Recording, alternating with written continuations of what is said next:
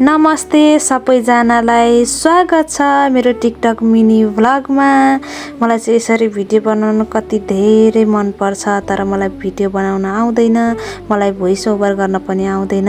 मेरो आवाज पनि यति राम्रो छैन नि त भोइस ओभर गर्नको लागि, तर रहर लाग्छ हैन कस्तो हुन्छ हेर्नु होला।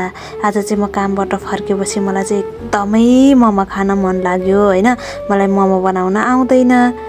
मोमो बनाउन किन आउँदैन भनेदेखि मलाई त्यो मोमोको शेप दिन आउँदैन हैन, तर मोमो पकाउन चाहिँ आउँछ नि त मलाई। अब मोमो बनाउन नआएपछि, शेप दिन नआएपछि त मोमो पकाउने भन्ने हो नि त हैन।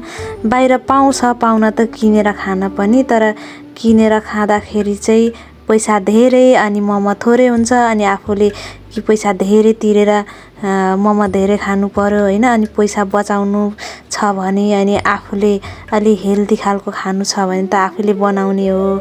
अनि पैसा पनि थोरै, सामान ल्याउनको लागि थोरै लाग्छ, अनि त्यस पछाडि आफूले अगाउजी टन्न बनाएर खान पनि पाइन्छ हैन। अनि यो मोमो हैन, यो मोमो चाहिँ कस्तो छ भने त्यो मान्छेहरू हुन्छ नि, मान्छेहरू रूपमा चाहिँ एकदमै राम्रा मान्छेहरू, मनका चाहिँ एकदम हरामी हुन्छन् रे हैन। अनि त्यस पछाडि अनि त्यो जसको चाहिँ अनुहार सुन्दर छैन उसको चाहिँ मन एकदम सफा हुन्छ अरे नि त। हो त्यस्तै के मेरो मोमो हेर्नमा चाहिँ एकदम कुरूप छ, राम्रो छैन, तर खाँदाखेरि यसको स्वाद चाहिँ मोमोको जस्तै आएको छ है, एकदम मिठो भएको छ।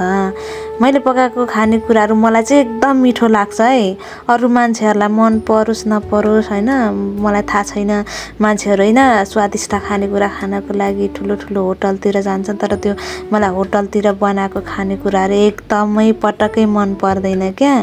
आफूले बनाएको चाहिँ सबै थोक मन पर्छ अनि मिठो लाग्छ। अनि होटलको बाहिरको खानेकुराहरू त्यति म अर्डर गरेर खाँदिनँ।